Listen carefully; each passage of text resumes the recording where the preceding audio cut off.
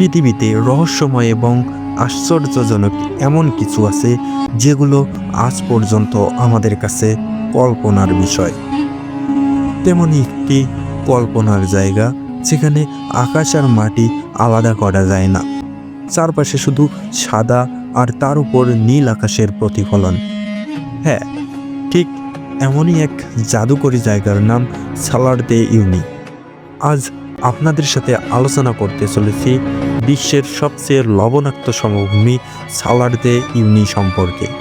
ভিডিওটি শুরু করার আগে আপনারা যারা আমার চ্যানেলটিতে নতুন, অবশ্যই সাবস্ক্রাইব করে বেল আইকনটিতে ক্লিক করতে ভুলবেন না। চলুন তাহলে শুরু করা যাক মূল ভিডিও।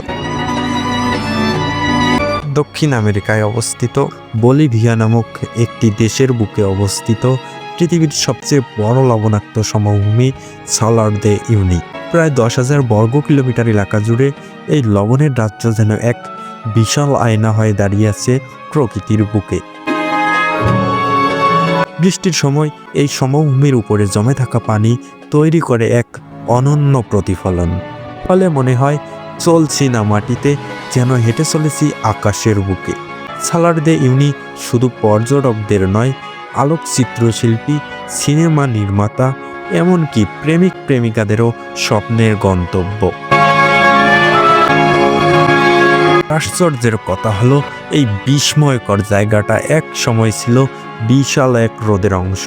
হাজার হাজার বছর আগে তা শুকিয়ে গিয়ে রেখে গেছে এই সাদা জগৎ। সালার দে উইনিকে দ্য মিরর অব দ্য স্কাইও বলা হয়। শুধু সৌন্দর্যই নয়, সালার দে উইনি বিশ্বের সবচেয়ে বড় লিথিয়াম ভান্ডারগুলোর একটি। বিশ্বের প্রায় 70% লিথিয়ামই আসে সালার দে উইনি থেকে, যেগুলা ইলেকট্রিক গাড়ি ও ব্যাটারির জ্বালানি হিসেবে ব্যবহৃত হয়।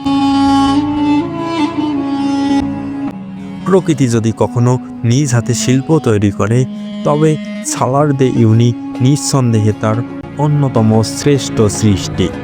ভিডিওটি আজ এ পর্যন্তই। দেখা হবে আবার কোনো নতুন ভিডিও নিয়ে। ততক্ষণে সবাই ভালো থাকবেন, সুস্থ থাকবেন। খোদা হাফেজ।